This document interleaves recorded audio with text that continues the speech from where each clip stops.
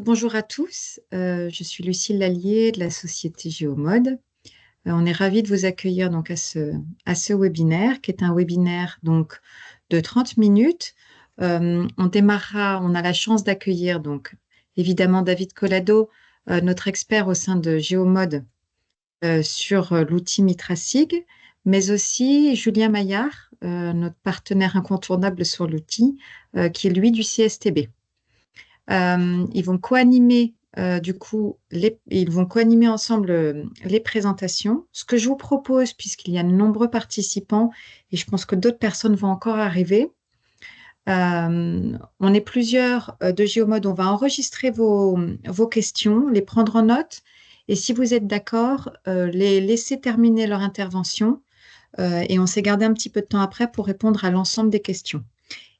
À la suite du webinaire, vous recevrez tous un mail avec à la fois la présentation et mes coordonnées email, de façon à pouvoir organiser, si vous le souhaitez, des rendez-vous en one-to-one, enfin avec des démos personnalisées, des réponses bien spécifiques à vos problématiques. Donc, aucune inquiétude, on aura le temps de rediscuter si c'est nécessaire. Voilà, David, je te laisse la parole. Ok, bonjour à tous, merci d'être présents. Je vais essayer d'être un peu synthétique sur les présentations des nouveautés qu'on a introduites dans la nouvelle version de MitraSig. Il y en a quelques-unes. On va passer par celle qui est, à mon avis, la plus pratique pour les usagers, qui est la nouvelle intégration de la donnée de la BD Topo et du RGEALTI dans un petit utilitaire qui automatise tout ça. On a refondu sur 2 dimensions la nouvelle vue 3D, d'une part avec l'incorporation d'un nouveau composant SIG de notre partenaire 4Corp, et puis nous-mêmes sur la manière de gérer l'accès à la donnée. On va voir ça tout à l'heure. On a introduit les sources surfaciques qui a été parfois demandé, aussi en réponse à relative des sources volumiques qui étaient utilisées jusqu'à présent, qui n'étaient pas d'une interface très claire, il faut bien le reconnaître. On commence à ouvrir les fichiers de résultats des calculs, de vos calculs, en rendant maintenant accessibles ces résultats au format ASCII, ce qui permet une exploitation ultérieure via des scripts, hein. C'est plus pour les développeurs, mais c'est un outil qui a été demandé quelques fois. Et voilà, du coup, en fait, on fournit la matrice de transfert. On regardera ça rapidement. On a aussi toute une flopée de nouveaux géotraitements qui ont été introduits, qui permettent de gérer de la donnée raster, vecteur, sur des fonctionnalités bien spécifiques, et surtout de les enchaîner les unes à la suite des autres, ce qui permet d'avoir des outils qui rendent la gestion de la donnée spatiale, je ne vais pas dire simple, mais en tous les cas très souple et puissante. On passera en revue les nouveautés de l'environnement proprement dit, et puis quelques travaux sur la base de travaux scientifiques qui ont été faits par le CSTB, des corrections de Knossos, évolution de Knossos, plutôt que correction. Et puis on parlera des perspectives. Voilà. Donc la nouvelle interface de MitraSig, hein, c'est très similaire à ce qui était fait auparavant. Donc, du coup, vous ne devriez pas être trop dérouté. Il y a un petit peu de charte graphique qui a été revu, mais rien de radicalement différent de ce qu'il y avait avant. Alors, on va commencer par détailler un petit peu l'intégration de la donnée de l'IGN. Donc, David, oui. petite interruption, tu te rappelles qu'à l'échange, là, il y a des gens qui connaissent bien l'outil, mais il y a aussi des gens qui ne le connaissent pas. Ouais. Oui. Voilà. D'accord. Eh ben, si je ne suis pas clair, de toute façon, vous pouvez me poser des questions. Du coup, il y a un petit utilitaire que je vais vous montrer dans le slide suivant, qui permet par 3 clics d'accéder à toute la donnée utilisée dans MitraSig et qui est produite par l'IGN. La plus importante, évidemment, sur laquelle reposent tous vos modèles, c'est la donnée qui permet de créer votre MNT, votre modèle numérique de terrain. Là, on va chercher via les web services de l'IGN la RGELT à 5 mètres. Auparavant, vous aviez l'utilitaire on allait chercher la donnée SRTM qui était de mémoire à 10 mètres de résolution en altitude via l'utilitaire d'OpenStreetMap. Donc là, on a un petit peu gagné en résolution. Et surtout, pour le bâti, l'occupation du sol, la donnée IGN est bien plus précise qu'auparavant. Auparavant, sur l'utilitaire un peu similaire, donc OpenStreetMap, qu'on proposait déjà depuis quelques années, le bâti, on n'avait pas sa hauteur, donc il était restreint à 8,40 m, ce qui était quand même un petit peu gênant. Donc là, je n'ai pas mesuré exactement la proportion de bâti qui dispose de l'information hauteur, mais il y a une proportion vraiment très significative du bâti pour lequel on a une bonne hauteur, ce qui vous permet quand même d'avoir très très rapidement finalement accès à la donnée. Idem, route, chemin de fer. Alors, on les a de manière assez précise. Évidemment, ce qui manque aux modélisateurs, ce sont les trafics.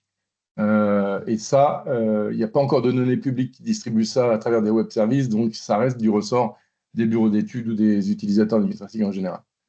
Voilà un aperçu de l'interface. Donc, vous voyez, c'est très simple. Hein. David, Oui. excuse-moi, je me permets juste une petite correction. La RGELT, c'est l'espacement de la grille de points horizontale qui est de 5 mètres. Donc, c'est le delta Z, il est bien sûr plus précis que 5 mètres. Hein.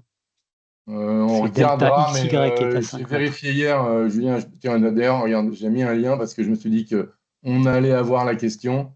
Enfin bon, bref, c'est peut-être pas le moment, mais je vérifierai, mais bon, c'est vrai que j'ai lu ça hier soir pour me rafraîchir les idées. Il m'a semblé, donc c'était assez rapide, il m'a bien semblé que c'était à 5 mètres de résolution de hauteur. On verra. Donc en tous les cas, pour tout le monde, vous aurez l'info.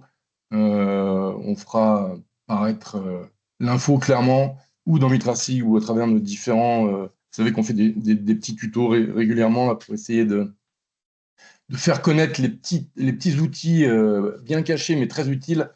Et donc, je ne manquerai pas d'en parler lors du prochain tuto.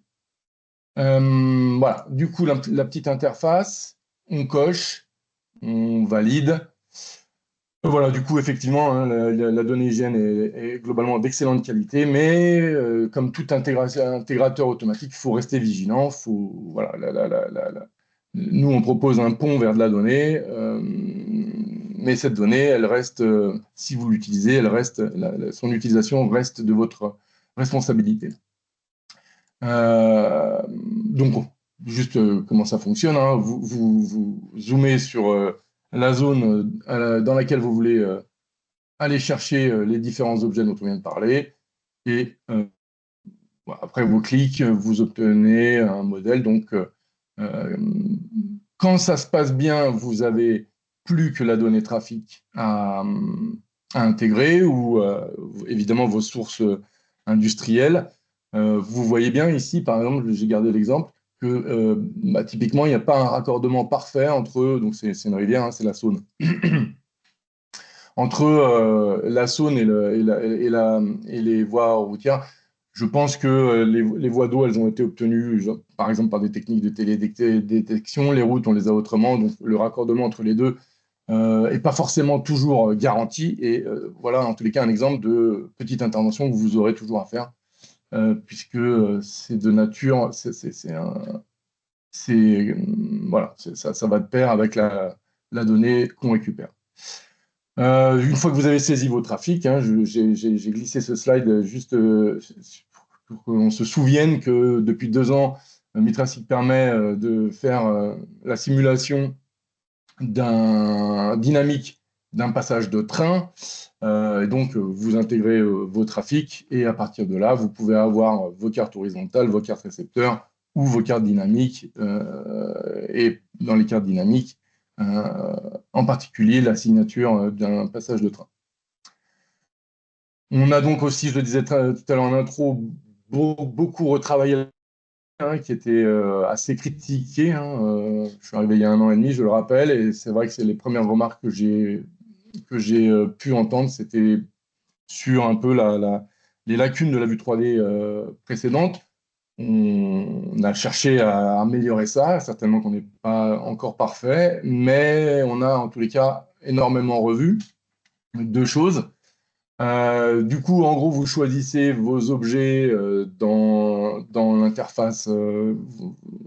En fait, par défaut, on va reporter les couches qui sont affichées dans l'interface principale et on va les reporter dans cette interface qui vous permet de gérer les couches que vous pouvez afficher en 3D. Et outre le moteur Carto dont je parlais tout à l'heure, qui a été, lui, complètement revu par nos partenaires, ce que l'on fait maintenant, c'est qu'en fait, on vous affiche les objets 3D de l'emprise de la vue sur laquelle vous travaillez. Voilà, ça permet de ne pas charger l'ensemble d'un projet. Vous, ça vous permet de focaliser sur la zone qui vous poserait éventuellement problème. Une des choses vraiment très utiles à mon sens qu'on permet maintenant, c'est d'accéder à la triangulation dans cette vue 3D, ce qui vous permet de vérifier que topologiquement, topographiquement, vos objets sont bien là où il faut, les uns relativement aux autres. Un extrait rapidement. Voilà. On passe aux sources surfaciques maintenant. Du coup, on a gardé l'interface que vous connaissez pour les utilisateurs de MitraSig et que vous découvrirez pour les futurs utilisateurs. Donc, on est resté dans la philosophie de ce qui se faisait déjà. Les sources surfaciques sont globalement très semblables aux sources volumiques pour ceux qui les utilisaient. Simplement, du coup, l'interface est maintenant très, très simple. Vous définissez la hauteur de positionnement de vos sources, l'espacement entre les sources. Pour nous, ce sont c'est une grille plane finalement de sources ponctuelles. Donc, c'est aussi simple que ça. Ce qu'on a fait aussi, alors ça concerne les sources surfaciques, mais aussi toutes les sources industrielles.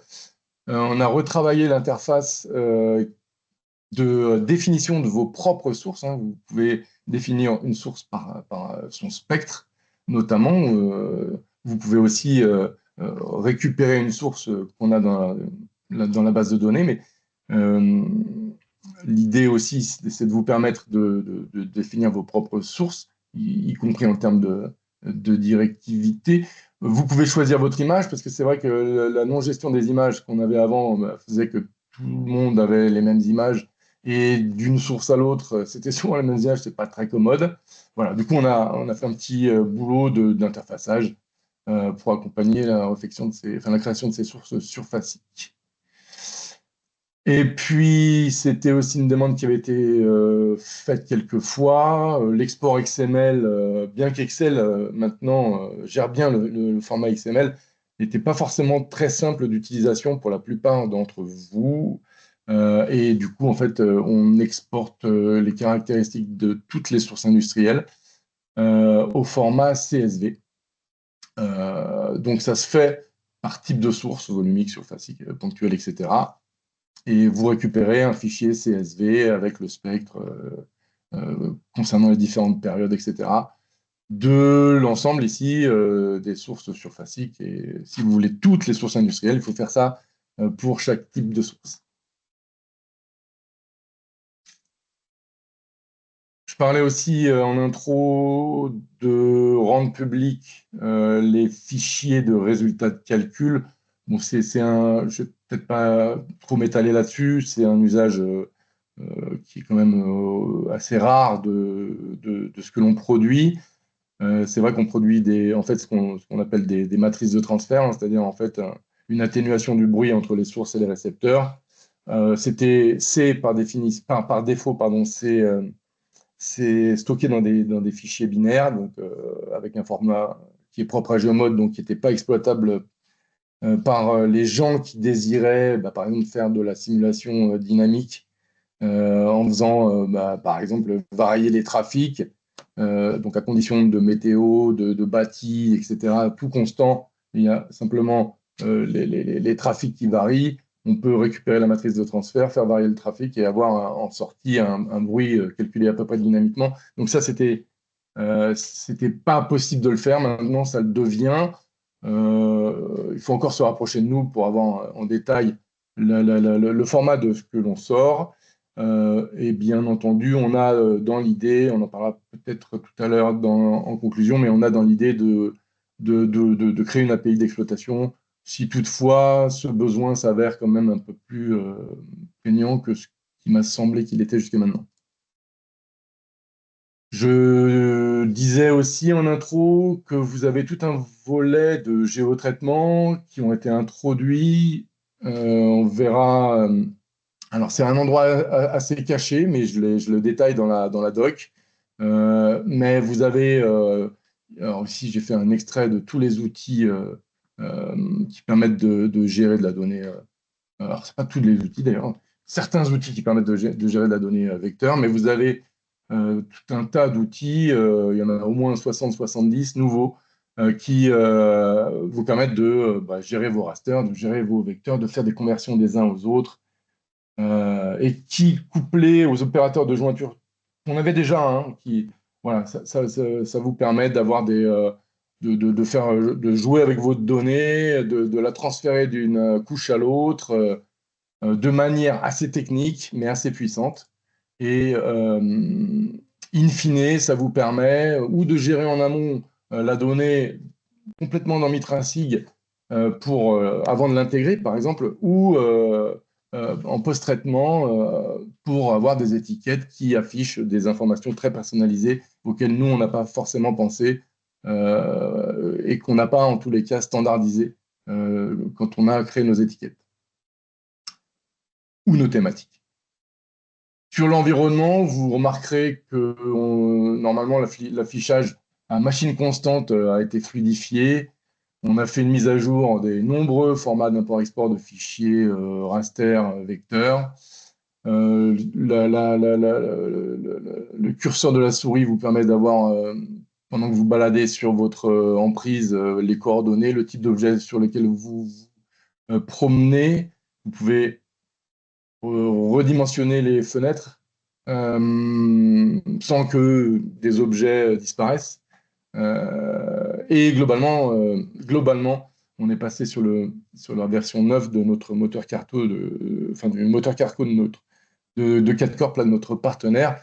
Et normalement, les performances, vous devriez constater qu'elles sont largement améliorées. Voilà, je vais laisser la parole à Julien qui va vous parler un peu de ce qui a été fait spécifiquement par le CSTB que nous, on a essayé d'intégrer. Voilà, Julien. Merci David. Donc très rapidement, les quelques nouveautés au niveau du moteur de calcul de MitraSig. La première, ça concerne l'ajout de nouveaux types d'écrans diffracteurs dans le moteur de calcul. Donc vous avez là le principe de cette méthode de calcul. On a un écran standard qui est un écran droit à gauche et le même écran droit avec un diffracteur qui est spécifique, qui est pas un diffracteur standard. Et donc pour ce type de diffracteur, on va calculer un facteur correctif qui sera appliqué à chacun des trajets qui impactent l'écran. Et donc la chose à retenir, c'est que ce facteur correctif, il est obtenu soit à partir de mesures standardisées sur la mesure de la diffraction de l'écran, soit à partir de calculs numériques plus avancés, des calculs BEM par exemple. Et donc il dépend en fait à la fois du type du diffracteur et de la géométrie du trajet. Voilà. Et donc on va pouvoir calculer en fait comme ça l'effet de l'écran complexe avec ce diffracteur. Tu peux passer à la diapo suivante où on montre, je crois, voilà un exemple de résultat, donc de calculer sur plusieurs récepteurs sur un seul récepteur à 10 mètres d'un écran en bordure de voie pour plusieurs hauteurs d'écran. Et donc là, c'est la perte par insertion entre l'écran avec diffracteur qui est en jaune, et puis l'écran droit classique qui est en bleu. Voilà. Et pour accéder donc à ce type d'écran, c'est dans la fenêtre de propriété des écrans, dans la partie droite, où on a rajouté en plus des diffracteurs standards de type cylindrique ou écran en T, donc ces 2 nouveaux diffracteurs qui sont là à droite, voilà, que vous sélectionnez, et donc ça va activer cette nouvelle méthode de calcul. Ensuite, dans les évolutions, on a fait une mise à jour du modèle d'émission routier de Knossos pour la partie bruit d'émission française. Je ne vais pas m'étendre là-dessus, je peux vous en dire plus si vous souhaitez. Voilà. Et dans les perspectives, donc ça c'est le bruit. La première qui devrait arriver la plus rapidement, c'est le bruit aérien. Donc on va intégrer donc la méthode de l'ECAC, le DOC 29, qui permet de calculer les niveaux de bruit aérien. On va également s'occuper de la nouvelle version de la méthode de calcul ISO 9613, qui est parue en 2024 et qui met à jour un certain nombre de formules. Là aussi, je pourrais vous en dire plus pendant les questions, si vous voulez, qui permet de prendre des choses un peu plus finement que ce qui est fait dans la première version, notamment au niveau de la météo. Toujours dans la partie météo, on va intégrer donc la possibilité de prendre en compte des conditions météo spécifiques et non moyennes, en pouvant donc spécifier pour un calcul donc la classe de stabilité de l'atmosphère, qui va définir en fait le gradient de température, et puis aussi la vitesse et la direction du vent pour ce calcul. Et ça va nous permettre en fait de calculer des niveaux dans des conditions bien particulières, par exemple de vent portant ou de vent contraire, si on veut évaluer des niveaux non pas représentatifs de conditions moyennes à l'année, mais de conditions particulières, et voir ces effets-là. Et puis dernier point qui sera fait très prochainement, c'est l'intégration d'un nouveau modèle d'émission pour les éoliennes, donc modélisation du bruit éolien, qui est plus fin que ce qui est disponible actuellement dans les logiciels de cartographie, puisqu'actuellement on prend uniquement une source omnidirectionnelle dont la puissance est calculée à partir de la vitesse du vent en fonction des données constructeurs. Et donc là, on a un modèle plus fin qui nous permet en fait, de prendre en compte la géométrie des pales et de modéliser notamment les effets de directivité qui peuvent être importants en fonction de la direction du vent et de la position du récepteur par rapport à l'éolienne. Voilà pour les perspectives. Et oui, c'est tout. On passe aux conclusions. Les conclusions, qu'est-ce que ce que je peux dire en tous les cas depuis que je suis arrivé chez Geomod, c'est que j'ai trouvé une équipe bien motivée, côté CSTB comme côté Geomod, qu'on a bien envie de faire vivre ce petit outil qui est quand même finalement très puissant, avec plein de petits outils que malheureusement les gens connaissent pas forcément. Et que j'ai bien envie de continuer à améliorer d'ailleurs, mais aussi de faire connaître. Voilà, et puis bien entendu, si on est arrivé déjà dans l'histoire, vous proposer tous ces outils, c'est par retour de vos demandes, et j'aimerais qu'on continue à bosser comme ça, proche de vous, et, et puis de faire du coup perdurer ce petit logiciel franco-français. Voilà.